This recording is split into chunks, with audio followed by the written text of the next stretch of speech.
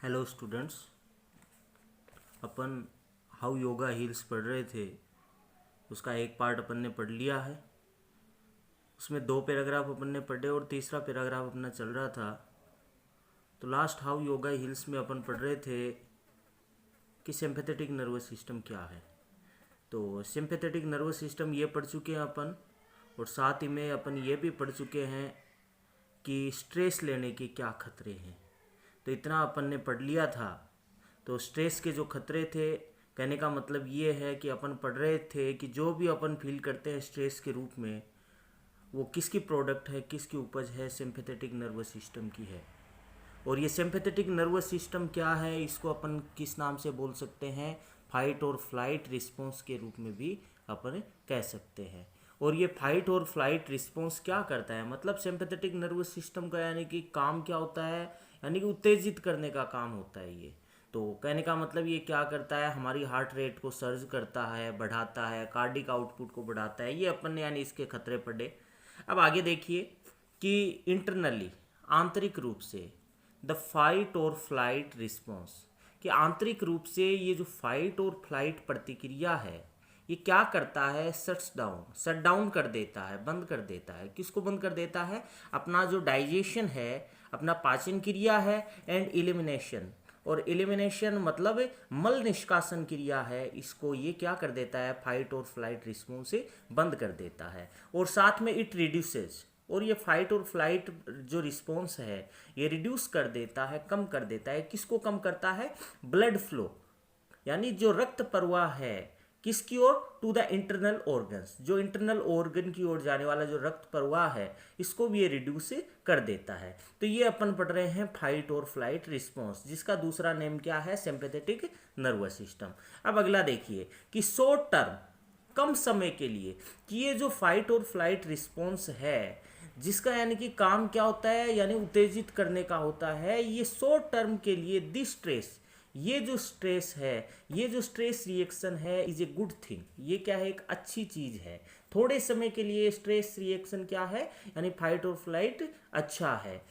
क्योंकि the fight और flight अच्छा क्यों है, क्योंकि फाइट और फ्लाइट जो रिस्पॉन्स है वो प्रिपेयर्स अस, हमें तैयार करती है, टू रिस्पॉन्ड, प्रत्युत्तर देने के लिए। किसका प्रत्युत्तर देने के लिए, टू एनी इन्वायरमेंटल थ्रेट, कि कोई भी पर्यावरणीय खतरा है उसकी और इसका यानी जवाब देने के लिए हमें तैयार करती है, या तो फाइटिंग करके उससे, या फ्लिंग फ्रॉम इट, या उससे भाग करके। कहने का मतलब अपन पढ़ रहे थे कि अचानक कोई भी पर्यावरणीय खतरा आ जाता है तो ये फाइट और फ्लाइट है वो हमारे लिए अच्छा है। और वह अच्छा कितनी देर के लिए है, थोड़ी देर के लिए। कहने का मतलब क्या है कि अगर यानी कि ये मान लीजिए कि आपके सामने यानी कि कुत्ता आ जाता है और आप बिल्कुल टेंशन यानी कि नहीं लेते हो, तो ये कहने का मतलब ये बुरा हो सकता है। आपको थोड़ी सी टेंशन रखनी भी होगी, क्योंकि थोड़ी देर अगर आप टेंशन रखोगे तभी आप क्या कर सकते हो, या तो उसे कुत्ते का यानी कि मुकाबला कर सकते हो, या उससे यानी कि भाग सकते हो। तो इस तरह से ये बताया गया है कि शॉर्ट टर्म के लिए क्या है, ये फाइट और फ्लाइट है वो अच्छा है। क्योंकि क्यों अच्छा है, क्योंकि it prepares us, important line है, ये हमें तैयार करता है, टू रिस्पॉन्ड, प्रत्युत्तर देने के लिए, एनी इन्वायरमेंटल थ्रेट, कोई भी पर्यावरणीय खतरा है उसके यानी के खिलाफ, या तो हम यानी उसके खिलाफ लड़ करके, या फ्लिंग फ्रॉम इट, या उससे भाग करके। ये तो क्या है, शॉर्ट टर्म के लिए यानी कि अच्छा है, फाइट और फ्लाइट। अगला है बट लॉन्ग टर्म, यानी लंबे समय के लिए, कंटिन्यूस एक्सपोजर, लंबे समय तक बनाए रखना, टू स्ट्रेस, यानी तनाव को लंबे समय तक यानी कि बनाए रखना, इज हार्मफुल, यानी नुकसानदायक होता है। मतलब आदमी को टेंशन लेनी चाहिए।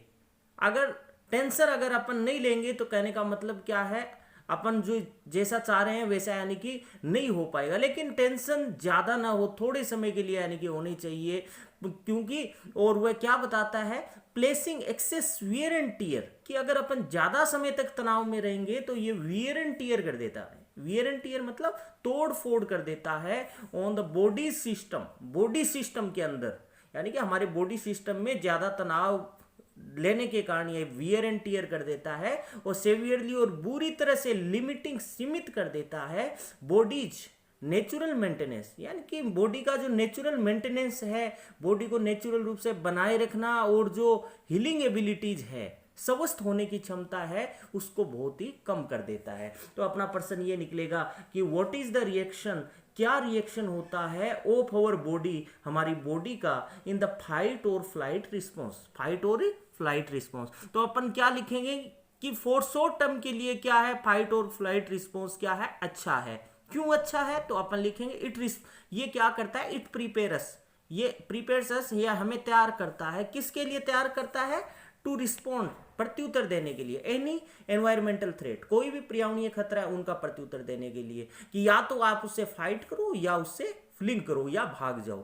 लॉन्ग टर्म के लिए क्या है, ये नुकसानदायक है, हार्मफुल है, क्योंकि लॉन्ग टाइम तक अगर हम अपन स्ट्रेस रखेंगे तो ये क्या कर देगा, वियर एंड टीयर कर देगा ऑन द बॉडी सिस्टम, और ये क्या कर देगा, लिमिट कर देगा अपनी जो हीलिंग एबिलिटी है, अपनी जो स्वस्थ होने की क्षमता है, वो बहुत ही सीमित हो जाएगी। तो ये जो पूरा जो क्वेश्चन है, ये एक पैराग्राफ पढ़ा है, ये 7 मार्क्स का, यानी कि इससे क्वेश्चन बन सकता है। क्वेश्चन क्या बनेगा 7 मार्क्स का, और इंपोर्टेंट भी है। तो ये पूरा पैराग्राफ आपको लर्न करना है। क्वेश्चन बनेगा what is sympathetic nervous system, nervous system क्या है और हाउ डज इट फंक्शन, और ये कैसे फंक्शन करता है। या ऐसे आ सकता है, से हाउ फाइट और flight system affects our body. तो इसका पूरे का आंसर है वो 7 नंबर का, यानी कि ये इतना पैराग्राफ है, तो अच्छी तरह से आप ध्यान रखिए। अब आगे अपन पढ़ेंगे। तो अगला देखिए, अब आगे है क्रोनिक स्ट्रेस। क्रोनिक स्ट्रेस का मतलब लंबे समय तक रहने वाला तनाव। क्रोनिक स्ट्रेस है वो क्या कर सकता है, कैन लीड टू, हमें लीड कर सकता है, ले जा सकता है, कॉन्टिन्यूसली, लगातार, हाई लेवल ऑफ कोर्टिसोल। कहने का मतलब क्या है कि क्रोनिक स्ट्रेस है, लंबे समय तक, यानी कि जो रहने वाला जो यानी कि तनाव है, वो हमें किसकी ओर लीड करेगा, हाई लेवल ऑफ कोर्टिसोल। यानी कोर्टिसोल क्या है, हमारी बॉडी के अंदर एक हार्मोन होता है। तो कहने का मतलब क्या है कि कोर्टिसोल हार्मोन को हाई लेवल पे ले जाएगा, ऊंचा कर देगा। तो ये दिस हार्मोन है, कौन सा हार्मोन, कोर्टिसोल हार्मोन, और ये किसके कारण होता है, क्रोनिक स्ट्रेस के कारण होता है।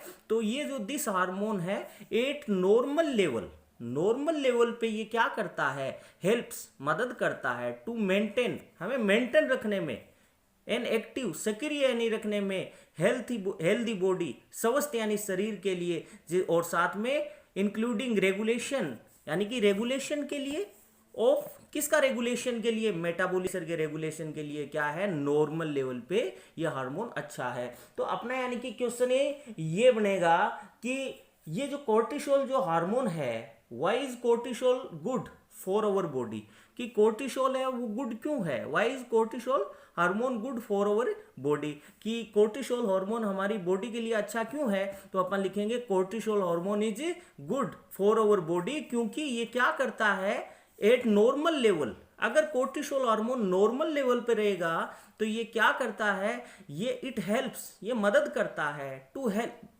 टू किस में, यानी कि मदद करता है, it helps to maintain an active, हमें एक्टिव रखने में, हेल्दी बॉडी बनाए रखने में, और इनके साथ में यानी कि रेगुलेशन ऑफ मेटाबॉलिज्म और ब्लड प्रेशर, यानी मेटाबॉलिज्म और ब्लड प्रेशर है, इसका भी यानी कि सही ढंग से यानी संचार रहता है। कब रहता है, जब अपना कोर्टिसोल हार्मोन है वो क्या होगा, नॉर्मल लेवल पे होगा। तो एक क्वेश्चन ये बन गया कि कोर्टिसोल हार्मोन अच्छा क्यों है। लेकिन अगला क्वेश्चन ये बन गया कि कोर्टिसोल हार्मोन है वो यानी कि हाई लेवल पे जब चला जाए तो क्या नुकसान है।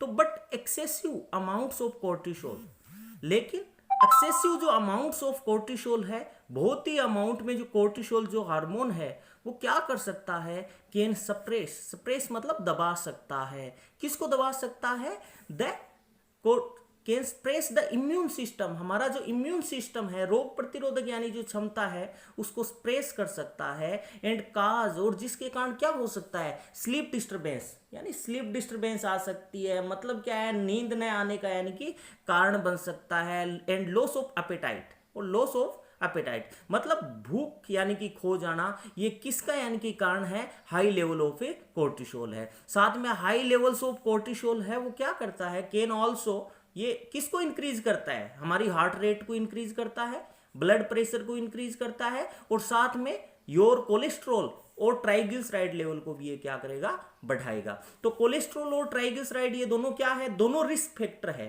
फोर किसके लिए? हार्ट अटैक के लिए, और स्ट्रोक्स यानी कि मस्तिष्क में यानी कि रक्त संचार के लिए। तो इस तरह से कहने का मतलब क्या है, क्वेश्चन ये निकलेगा कि describe the impact of high level of cortisol यानी कि ऑन अवर हेल्थ, कि हाई लेवल ऑफ कोर्टिसोल है उसका यानी कि क्या प्रभाव पड़ता है हमारे शरीर पे। तो अपन क्या लिखेंगे, हाई लेवल ऑफ कोर्टिसोल है वो क्या कर सकता है, यहां से देखिए कि आंसर बनेगा कैन सप्रेस, दबा सकता है। किसको दबा सकता है? अपनी जो इम्यून सिस्टम है, रोग प्रतिरोधक क्षमता है, उसको दबा देगा। और उसके कारण क्या होगा, काज स्लीप डिस्टर्बेंस, अनिद्रा का कारण बनेगा, नींद नहीं आएगी, और लॉस ऑफ अपेटाइट, और भूख हो जाएगी। और साथ में हाई लेवल ऑफ कोर्टिसोल है वो क्या है, किसको इंक्रीज कर देता है, हमारे हार्ट रेट को इंक्रीज कर देता है, ब्लड प्रेशर को इंक्रीज कर देता है, और साथ में कोलेस्ट्रॉल और ट्राइग्लिसराइड लेवल को भी ये बढ़ा देता है। ध्यान रखिए, कोलेस्ट्रॉल और ट्राइग्लिसराइड जो दोनों हैं वो दोनों के दोनों रिस्क फैक्टर है। किसके लिए रिस्क फैक्टर है? मतलब जब अपने शरीर के अंदर, बॉडी के अंदर कोलेस्ट्रॉल और ट्राइग्लिसराइड की लेवल यानी कि ज्यादा हो जाता है तो इससे हार्ट अटैक की यानी कि ज्यादा संभावना बनती है। और साथ में स्ट्रोक्स यानी कि जो स्ट्रोक्स है यानी कि मस्तिष्क में जो ब्लड फ्लो है वो भी यानी कि रिड्यूस हो जाता है, वो भी सही ढंग से नहीं हो पाता है। तो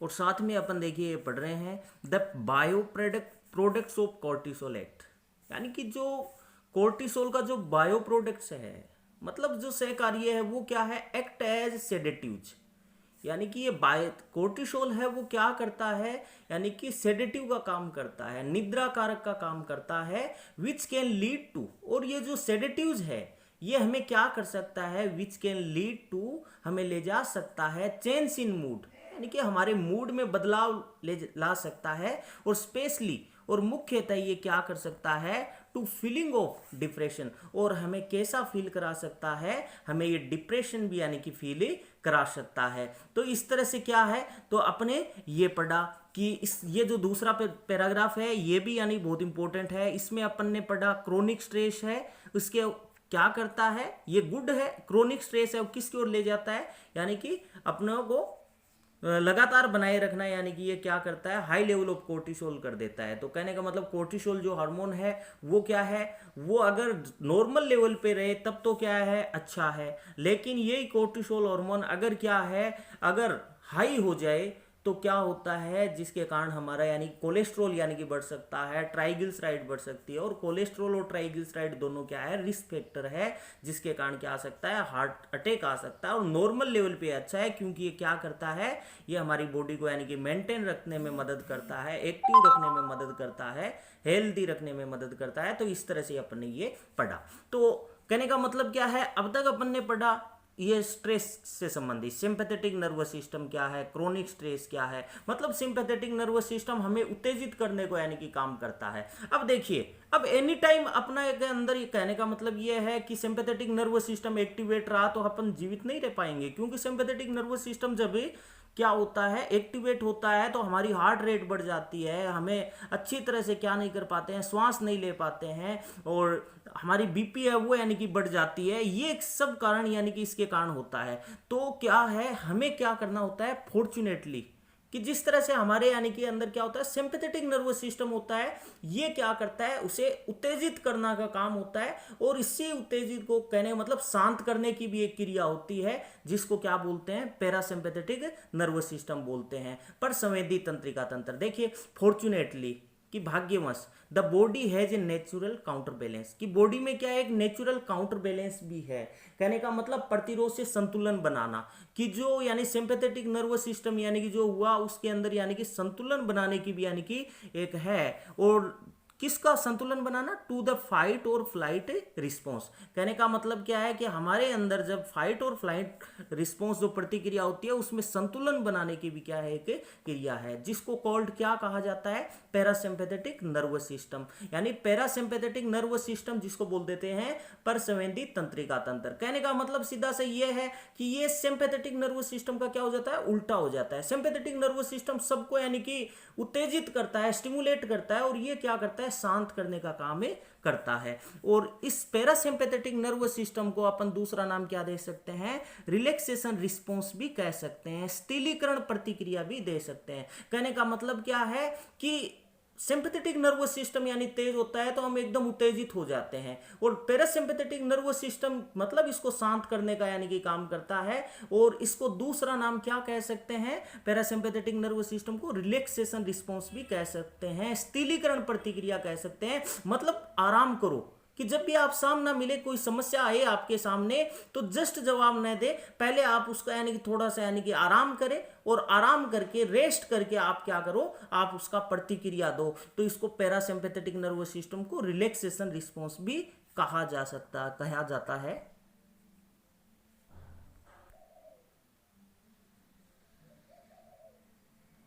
तो अपन ने ये पढ़ा कि पैरासिम्पैथेटिक नर्वस सिस्टम, उसको रिलैक्सेशन रिस्पॉन्स भी कहा जाता है। तो देखिए द पैरासिम्पैथेटिक नर्वस सिस्टम, अगली दोनों लाइन बहुत इंपॉर्टेंट है। क्वेश्चन बनेगा कि पैरासिम्पैथेटिक नर्वस सिस्टम है वो बिकम्स एक्टिवेटेड, ये एक्टिवेट हो जाती है।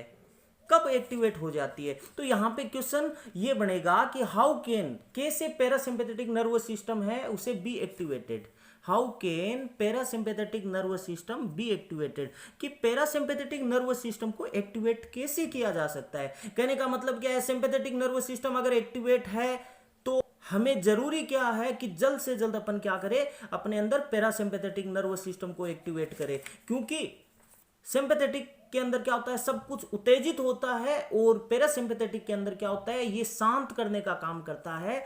तो प्रश्न ये निकलता है कि how can parasympathetic nervous system है उसको बी एक्टिवेटेड, उसको एक्टिवेट किया जा सकता है। तो अपन क्या लिखेंगे, देखिए the parasympathetic nervous system becomes activated, ये एक्टिवेटेड हो जाती है। कब एक्टिवेटेड हो जाती है, व्हेन द थ्रेट या स्ट्रेसर, जब खतरा या तनाव देने वाले जो कारक है हेज पास्ट यानी चला जाए, या एंडेड समाप्त हो जाए, तब क्या होता है, पैरासिम्पैथेटिक नर्वस सिस्टम है वो एक्टिवेट हो सकता है। मतलब पैरासिम्पैथेटिक नर्वस सिस्टम यानी कि दो तरह से यानी कि एक्टिवेट हो सकता है। एक तरह से कब, जब यानी कि कोई खतरा है या स्ट्रेसर है, तनाव देने वाला जो कारक है वो हेज पास्ट, वहां से गुजर जाए, या एंडेड समाप्त हो जाए, तब क्या हो जाता है, अपने आप पैरासिम्पैथेटिक नर्वस सिस्टम यानी कि एक्टिवेट हो जाएगा। कहने का मतलब क्या है कि जब तक, जैसे यानी कि अपन पढ़ रहे थे, वो डॉग वाला एग्जांपल ले रहे थे, जब तक आपके पास डॉग खड़ा है तब तक आपके अंदर यानी सिंपैथेटिक नर्वस सिस्टम एक्टिवेट रहेगा, और जब डॉग यानी कि वहां से चला जाएगा तो वह पैरासिम्पैथेटिक नर्वस सिस्टम है वो उसकी जगह अपने आप यानी कि क्या आ जाएगा, पैरासिम्पैथेटिक नर्वस सिस्टम एक्टिवेट हो जाएगा। या तो यानी वो खतरा चला जाएगा या खतरा की यानी कि समाप्ति हो जाएगी, तो पैरासिम्पैथेटिक नर्वस सिस्टम है वो एक्टिवेट किया जा सकता है। एक तरीका। Number 2, but it can also be कंसिस्टली, और पैरासिम्पैथेटिक नर्वस सिस्टम को जानबूझ करके भी एक्टिवेट किया जा सकता है। वो कैसे एक्टिवेट किया जा सकता है, बाय डीपनिंग द ब्रेथ, गहरी श्वास लेकर के। और कहने का मतलब गहरी श्वास लेना, कहने का मतलब क्या है, जब आप यानी परेशानी में हो और आपका यानी कि हार्ट रेट बढ़ जाए, आपको यानी कुछ यानी सूझ नहीं रहा है कि मैं क्या जवाब दूं, तो आप गहरी सांस लीजिए, बस अपने यानी कि हृदय पे हाथ रखिए, बस बोलिए ऑल इज वेल, सब कुछ यानी ठीक है, मतलब गहरी सांस लीजिए। और तब क्या हो सकता है, गहरी सांस लोगे तो आपके अंदर पैरासिम्पैथेटिक नर्वस सिस्टम है वो एक्टिवेट हो सकता है। या by relaxing the skeletal muscle, यानी कि अपनी जो स्केलेटल मसल्स है उसको यानी कि ढीला छोड़ करके, यानी जो हड्डियों से जुड़ी जो मांसपेशियां है, स्केलेटल मसल्स हड्डियों से जुड़ी मांसपेशियां है, उसको ढीला छोड़ करके आप क्या कर सकते हो, पैरासिम्पैथेटिक नर्वस सिस्टम एक्टिवेट कर। हमने क्वेश्चन किया कि पैरासिम्पैथेटिक नर्वस सिस्टम को कैसे एक्टिवेट किया जा सकता है, दो तरीके से एक्टिवेट किया जा सकता है। एक तो यानी कि अपने आप एक्टिवेट हो जाएगा जब स्ट्रेसर यानी कि चला जाएगा या एंडेड समाप्त हो जाएगा। दूसरा अपन को यानी कि जानबूझ करके करना होगा, वो कैसे, डीपनिंग द यानी ब्रेथ, गहरी सांस लो। जब भी आप टेंशन में हो यानी पैरासिम्पैथेटिक नर्वस सिस्टम एक्टिवेट करना है तो गहरी सांस लीजिए, अपने हाथ पैर की यानी कि जो हड्डियां हैं, मांसपेशियां, उनको यानी रिलैक्स कर दीजिए, ढीला छोड़ दीजिए, तो आपके अंदर पैरासिम्पैथेटिक नर्वस सिस्टम एक्टिवेट हो जाएगा। अब देखिए कि व्हेन एक्टिवेटेड, यानी कि अब पर्सन यानी कि आता है कि what are the effects of parasympathetic nervous system, यानी कि ऑन आवर बॉडी, यानी कि हमारी बॉडी के ऊपर पैरासिम्पैथेटिक नर्वस सिस्टम का क्या इफेक्ट पड़ता है। तो ये तो अपन ने पढ़ा सिंपैथेटिक नर्वस सिस्टम के बारे में, बड़ा प्रश्न आ सकता है, इंपॉर्टेंट प्रश्न है। सिंपैथेटिक नर्वस सिस्टम है, इससे छोटा क्वेश्चन 2 नंबर का पूछा जा सकता है। अगर 7 नंबर का आ जाए तो ये पूरा पैराग्राफ आपको यानी कि लिखना है कि इसको शांत करने का काम किया जाता है, और पैरासिम्पैथेटिक नर्वस सिस्टम को रिलैक्सेशन रिस्पॉन्स भी कहा जाता है। इसको दो तरह से अपन एक्टिवेट कर सकते हैं, एक अपने आप पैरासिम्पैथेटिक नर्वस सिस्टम एक्टिवेट होगा, और दूसरा अपन यानी कि गहरी श्वास लेकर के अपनी मांसपेशियों को ढीला छोड़ करके यानी कि करेंगे। तो अब देखिए कि इसका पैरासिम्पैथेटिक नर्वस सिस्टम का हमारी बॉडी के ऊपर क्या प्रभाव पड़ता है। तो देखिए जब ये एक्टिवेट हो जाता है क्या पैरासिम्पैथेटिक नर्वस सिस्टम, तो क्या करता है, लोअर्स ब्लड प्रेशर। तो कहने का मतलब पहला इसके यानी पॉइंट क्या लिखेंगे, इट लोअर्स, ये लोअर कर देता है अपने ब्लड प्रेशर को। सिंपैथेटिक नर्वस सिस्टम क्या करता है, ब्लड प्रेशर को तेज कर देता है, और ये क्या कर देता है, हमारे यानी ब्लड प्रेशर को लोअर कर देता है, हार्ट रेट को कम कर देता है थोड़ा, और रेस्पिरेशन मतलब पेस ऑफ ब्रेथ यानी श्वास की जो गति है वो भी ठीक हो जाती है। और साथ में डाइजेशन एंड एलिमिनेशन, पाचन क्रिया और जो मल निष्कासन क्रिया है आर अलाउड, उसको अलाउ की जाती है टू बी स्टिमुलेट, उसको यानी कि स्टिमुलेट करने के लिए, उसको उत्तेजित करने के लिए। मतलब उसमें अपन ने सिंपैथेटिक नर्वस सिस्टम में क्या पढ़ा था कि इसमें जो अपना यानी कि जो पाचन क्रिया है, एलिमिनेशन है, ये क्या होता है, शट डाउन हो जाता है। और पैरासिम्पैथेटिक के अंदर क्या होता है कि पैरासिम्पैथेटिक के अंदर डाइजेशन और एलिमिनेशन है, इसको अनुमति दी जाती है स्टिमुलेट करने के लिए, उत्तेजित करने के लिए। और ब्लड इज टू फ्री, और इसमें ब्लड है वो फ्री हो जाता है, फ्री ट्रेवल करता है किसकी ओर, डाइजेस्टिव यानी कि अपनी डाइजेस्टिव सिस्टम की तरफ, रिप्रोडक्टिव है उसकी तरफ, और अपन और साथ में जो ग्लैंडर है और इम्यून सिस्टम है, तो इसकी तरफ क्या करता है, यानी ब्लड है वो जाने लगता है। कहने मतलब सिंपैथेटिक नर्वस सिस्टम में अपने पढ़ा, इट रिड्यूसेस यानी कि ये क्या कर देता है, ये रिड्यूस कर देता है ब्लड फ्लो को टू इंटरनल ऑर्गन्स। और इसमें क्या होता है, इसमें ये क्या करता है, इसमें ये एक तो यानी कि डाइजेशन और एलिमिनेशन को तो अलाउ कर देता है, और साथ में ब्लड है वो फ्री ट्रेवल करता है किसको, डाइजेस्टिव सिस्टम की तरफ, रिप्रोडक्टिव की तरफ, ग्लैंडर की तरफ और इम्यून सिस्टम की तरफ। और ये जो सारी चीज है वो क्या है, यानी कि कौन कौन सी चीज, डाइजेस्टिव, रिप्रोडक्टिव, ग्लैंडर और इम्यून सिस्टम, ये क्या है, नेसेसरी है for the promotion of long term health, लंबे समय के लिए हेल्थ बनाए रखने के लिए यानी स्वस्थ रहने के लिए। तो यहाँ पे पर्सन ये निकलता है important person, what is important, क्या महत्वपूर्ण है, for the promotion of long term health, यानी लॉन्ग टर्म हेल्थ के प्रमोशन के लिए क्या जरूरी है, यानी कि लंबे समय तक अपन हेल्दी कब रह सकते हैं, जब अपना डाइजेस्टिव सिस्टम है, रिप्रोडक्टिव ग्लैंडर है, इम्यून सिस्टम है, अगर ये राइट ऑर्डर में होगा, सही ऑर्डर में होगा, तो अपन क्या, ये किसकी ओर ले जाएगा, लॉन्ग टर्म हेल्थ की ओर ले जाएगा। तो इंपॉर्टेंट पर्सन है,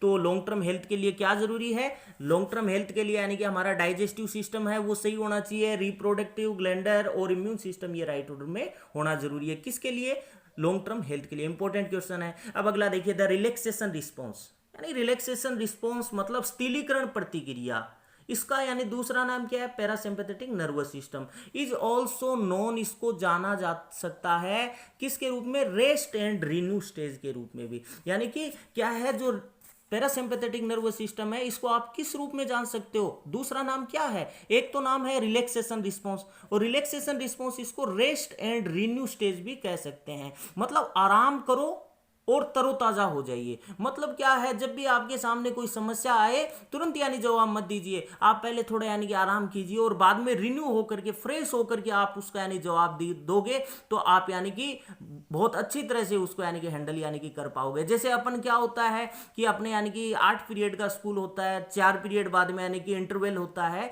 वो इंटरवल इसीलिए होता है कि अपन क्या करें कि 4 पीरियड के बाद थोड़ा यानी रेस्ट करें, और बाद में रेस्ट करे, कुछ जलपान वगैरह यानी कि ले, और जिससे यानी कि अब में नई ताकत आए, नई ऊर्जा आए, और 5वें पीरियड के अंदर अपन जैसे पहले पीरियड के अंदर जैसी जितनी ऊर्जा लगाई थी पढ़ने में, उतनी ऊर्जा अपन 5वें पीरियड के अंदर लगाए। तो कहने का मतलब क्या है, रिलैक्सेशन रिस्पॉन्स को दूसरा नाम क्या है, ध्यान रखिए, रेस्ट और रिन्यू यानी कि स्टेज है। तो रेस्ट और रिन्यू स्टेज का यानी कि काम क्या होता है, अपने आप को हमें हेल्थ